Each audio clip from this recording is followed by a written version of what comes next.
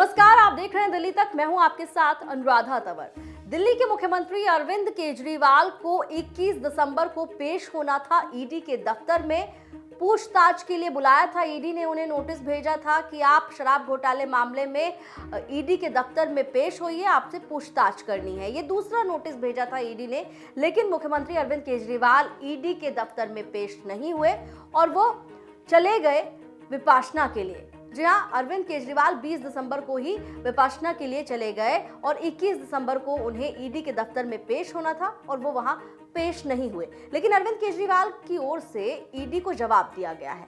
आपको बता दें कि अरविंद केजरीवाल की ओर से जो पत्र लिखा गया है ईडी को, वो 6 पन्नों का है। जी हाँ, और इस 6 पन्नों के पत्र में मुख्यमंत्री अरविंद केजरीवाल की ओर से जो ईडी को जवाब दिया गया है, वो काफी बड़ा जवाब है। आपको तफसील से बताएंगे कि मुख्यमंत्री अरविंद केजरीवाल ने ईडी को जो पत्र लिखा है उसमें क्या-क्या बातें कही गई हैं। ईडी ने केजरीवाल को 21 दिसंबर को कथित शराब घोटाले केस में पेश होने के लिए दूसरी बार अपने दफ्तर बुलाया था। ईडी के नोटिस पर सीएम अरविंद केजरीवाल ने 6 पन्नों का जवाब भेजा। केजरीवाल ने ईडी को भेजे अपने जवाब में ना पेश होने के 12 कारण बताए।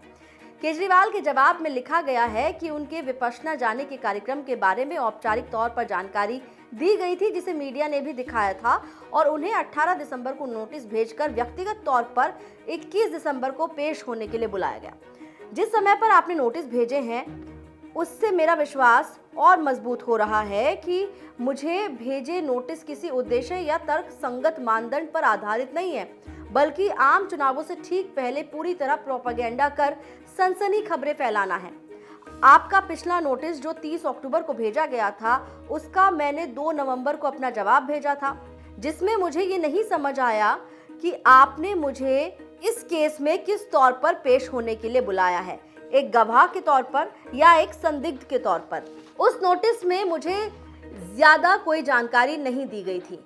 उस नोटिस में ये साफ नहीं था कि ये नोटिस मुझे व्यक्तिगत तौर पर आया है या एक मुख्यमंत्री के तौर पर आया है या आम आदमी पार्टी के संयोजक के तौर पर आया है।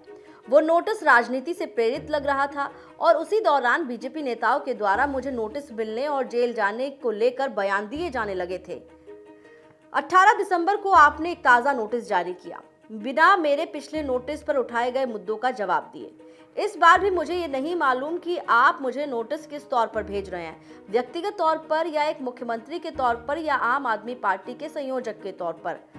आपने मुझे जो नोटिस भेजा है उसमें इस केस के बारे में ना कोई जानकारी दी है और ना ही मुझे कोई डिटेल्स दी।